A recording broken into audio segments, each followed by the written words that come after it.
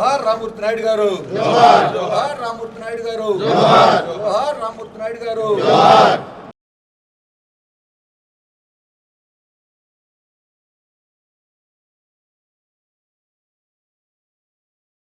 జోహార్ రామూర్తి నాయుడు గారు, జోహార్ రామూర్తి నాయుడు గారు, జోహార్ రామూర్తి నాయుడు గారు, జోహార్ రామూర్తి నాయుడు గారు. రామూర్తి నాయుడు గారు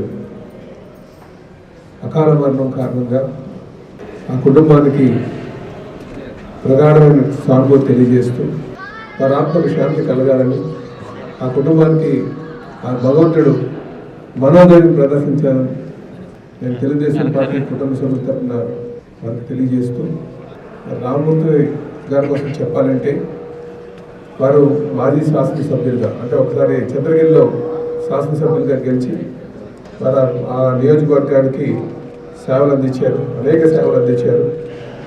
ఎప్పుడు కూడా తనదన స్థాయిలో తాను ముందుకు దూసుకు వెళ్ళిపోయేటటువంటి వ్యక్తిత్వం. కానీ ఈరోజు వారు మన మధ్య లేకపోవడం చాలా బాధాకరం అని చెప్పి తెలియజేస్తూ, ఆ భగవంతుడు ఆయన ఆత్మకు శాంతి కలగాలని, ఆ కుటుంబ సభ్యులందరికీ కూడా మనోధైర్యం ఇవ్వాలని చెప్పేసి జాతీయ అధ్యక్షులు మాన్యశ్రీ నారా చంద్రబాబు నాయుడు గారి తమ్ముడు, మాజీ శాసనసభ్యులు, తెలుగుదేశం పార్టీకి విశిష్ట కృషి చేసిన నారా రామూర్తి నాయుడు గారు కొద్దిసేపటి క్రితం పరమపదించడం చాలా దురదృష్టకరం.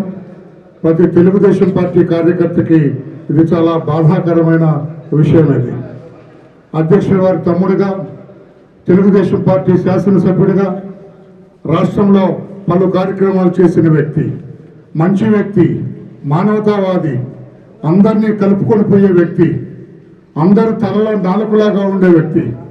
దురదృష్టం, కొద్ది సంవత్సరాల క్రితం ఆయనకి మానసికంగా చిన్న జబ్బులు ఆయనకి రావటం, దానికి లోనైన తర్వాత చాలా ఇబ్బందులు పడిన వ్యక్తి అయినా కూడా తెలుగుదేశం ప్రభుత్వం అధికారంలోకి రావాలి, పార్టీ అధికారంలోకి రావాలి, పార్టీ ప్రజలకు సేవ చేయాలి, రామరాజ్యాన్ని నెలకొల్పాలి, ఈ దుర్మార్గుణ్ణి రాష్ట్రం నుంచి తరిమి కొట్టాలని ఎంతో తపన పడేవాడు.